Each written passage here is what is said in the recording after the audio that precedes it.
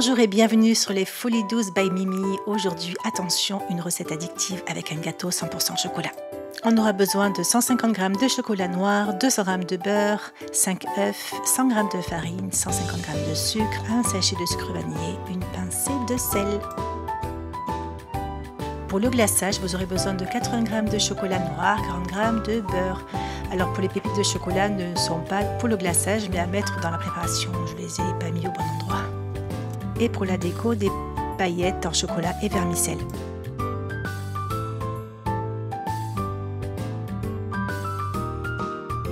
Allez, c'est parti. On fait d'abord fondre au bain-marie le chocolat et on y ajoute le beurre.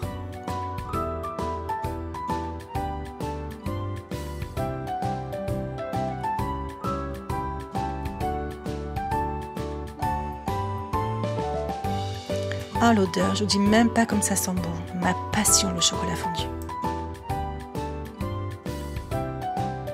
Dans le saladier, on y met les 5 œufs entiers et le sucre.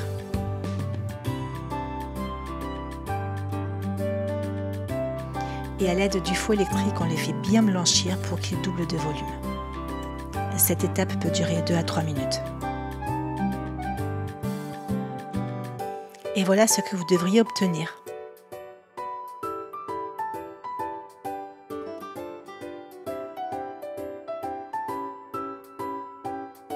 On vient tamiser la farine et y déposer un sachet de levure chimique et la pincée de sel.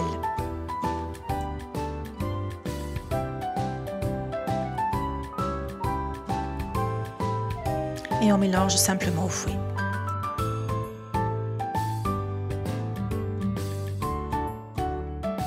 On attend un petit peu que le chocolat ait refroidi, puis on peut le verser dans la préparation.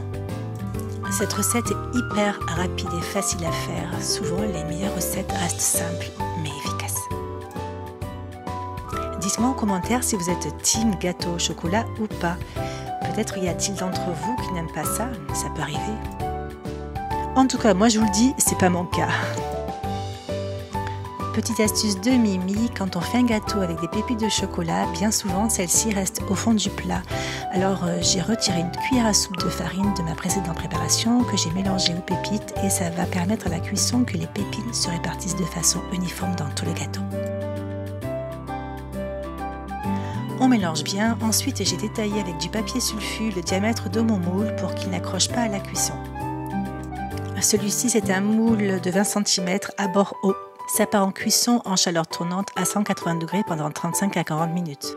Sauf si vous aimez les gâteaux au chocolat un peu plus coulant, moins dense, laissez-le juste 30 minutes. Pour le glaçage au chocolat noir, on fait fondre au bain-marie le chocolat avec le beurre, on y ajoute l'huile neutre et on réserve. Après cuisson, vous laisserez le gâteau refroidir sur une grille. Ensuite, on le retourne et on va découper le petit chapeau pour uniformiser le gâteau, pour pouvoir ensuite le retourner et pour avoir une surface plane pour y déposer ensuite la ganache.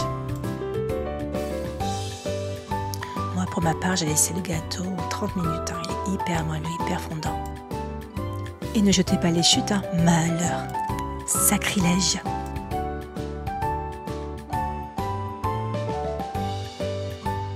Voilà, comme je vous l'ai dit, j'ai retourné mon gâteau pour qu'il ait une surface bien plane. Et je verse la totalité de la ganache sur le gâteau. Je vais m'aider avec la grille pour le renverser de tous les côtés pour que la ganache prenne vraiment tout le gâteau. Et avec la spatule, je vais bien répartir les côtés du gâteau. Pour moi, la meilleure étape de la recette.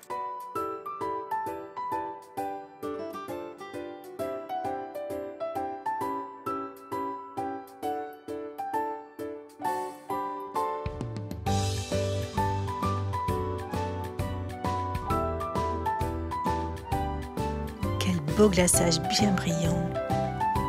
Ça donne envie.